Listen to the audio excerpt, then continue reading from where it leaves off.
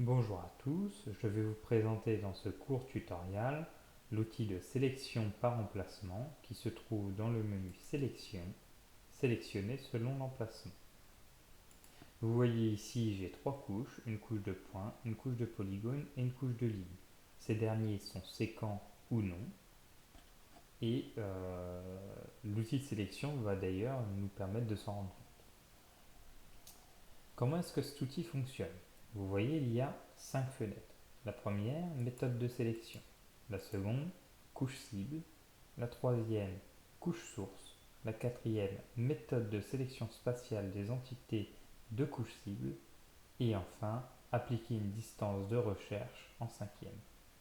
Qu'est-ce que cela signifie? Eh bien, le plus simple est de manipuler pour se rendre compte. Eh bien, si nous faisons sélectionner les entités dans, nous voulons sélectionner des points. On dit sélectionner les entités dans la couche point et la couche source, qui est la couche par rapport à laquelle on veut les sélectionner, eh bien c'est les infrastructures. Donc nous disons au logiciel que nous voulons sélectionner tous les points qui sont dans les infrastructures, mais plus précisément qui sont intersectés, qui intersectent l'entité de la couche source, c'est-à-dire que nos points sont intersectés par les polygones des infrastructures. Évidemment, dans ce cas-là, nous ne sommes pas dans le cas d'une route qui pourrait passer dans une infrastructure et ne pas être complètement contenue dans cette dernière. Mais du coup, forcément, là, tous nos points sont contenus entièrement. Donc le fait d'être intersectés font qu'ils sont aussi contenus. Vous verrez après pourquoi je dis ça. Si on applique, on voit effectivement qu'en surbrillant en bleu sont sélectionnés tous les points intersectant les infrastructures. Réalisons la même chose, mais cette fois-ci, nous voulons sélectionner les voies d'accès qui intersectent les bâtiments, voir si nous avons correctement distingué les voies d'accès des bâtiments. C'est-à-dire qu'en général, on essaie d'éviter que les voies d'accès, à moins que la réalité du terrain montre, soient séquentes des bâtiments, puisqu'en général, ce n'est pas le cas dans la réalité. Nous pouvons déjà désélectionner les sélections qui ont été réalisées. Nous pouvons maintenant appliquer cette sélection. Et comme nous le voyons, il n'existe aucun polygone pour lequel, enfin aucune voie d'accès pour lequel un polygone les intersecte. C'est-à-dire que tous nos polygones sont bien distincts de nos voies d'accès. Une petite subtilité, c'est qu'on peut appliquer une distance de recherche. Par exemple ici, on peut rajouter 10 mètres. Si on peut aussi mettre 10 km.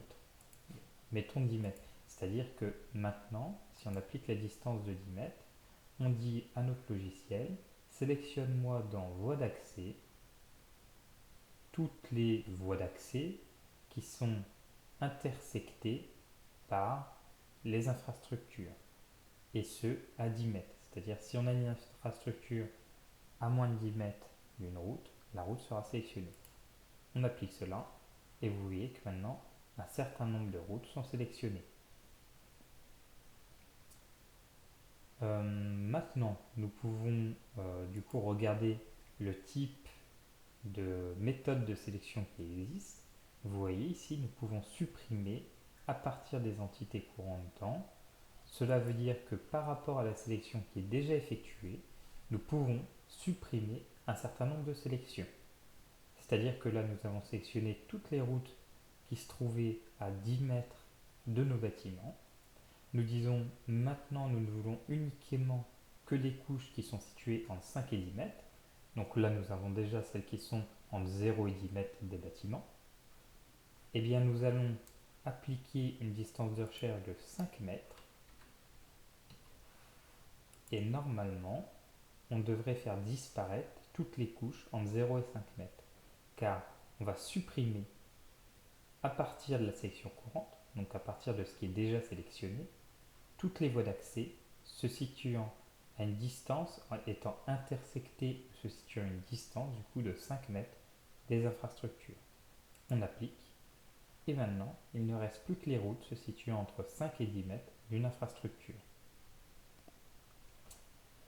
Évidemment, il existe de nombreuses autres options. parmi les méthodes de sélection, mais aussi parmi les méthodes de sélection spatiale des entités de couche cible qui vous appartient d'explorer. Toutefois, ce que je viens de vous montrer devrait être suffisant pour réaliser l'exercice.